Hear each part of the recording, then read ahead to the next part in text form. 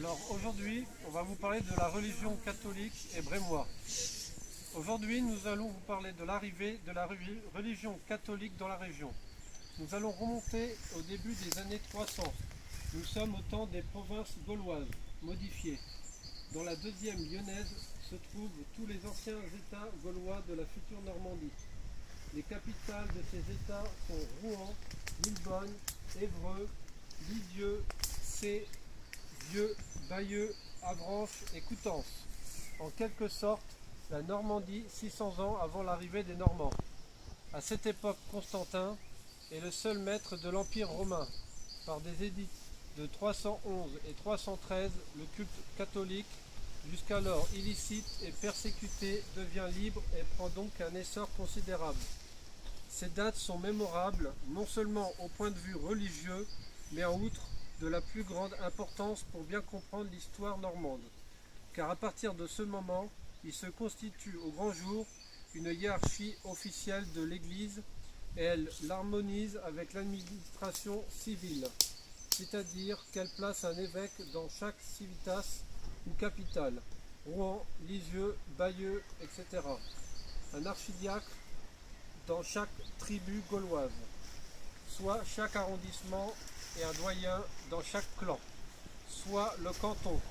Tous ces découpages datent de la Gaule celtique, auxquels il faut ajouter les découpages au niveau des grands domaines et non des villages.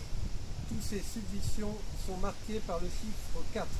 Pour comprendre, 4 tribus sont subdivisées en 4 clans. Cette cohésion restera jusqu'en 1790 pour la partie religieuse. Pour la partie civile, cela vient de se terminer avec la réforme territoriale, suppression d'un canton sur deux ou fusion des communes. Revenons à la religion. Même si des chrétiens existaient en 49 à Rome, les évêques vinrent plus tard en 150 à Lyon ou en 257 avec Saint-Nicaise à Rouen.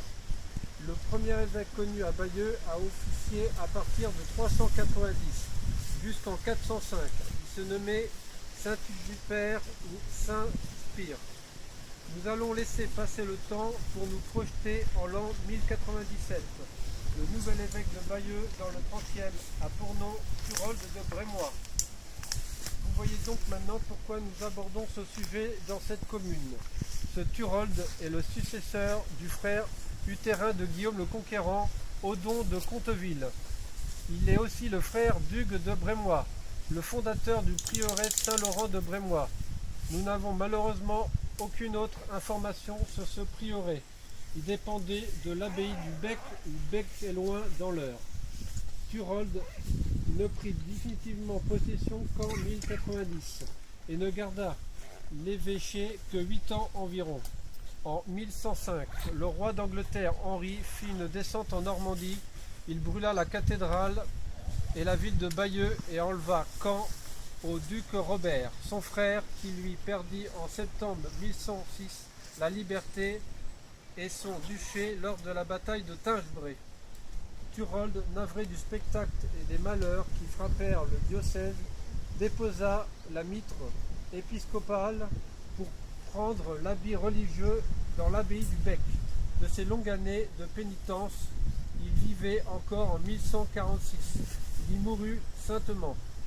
C'était donc un petit aperçu de la vie religieuse locale.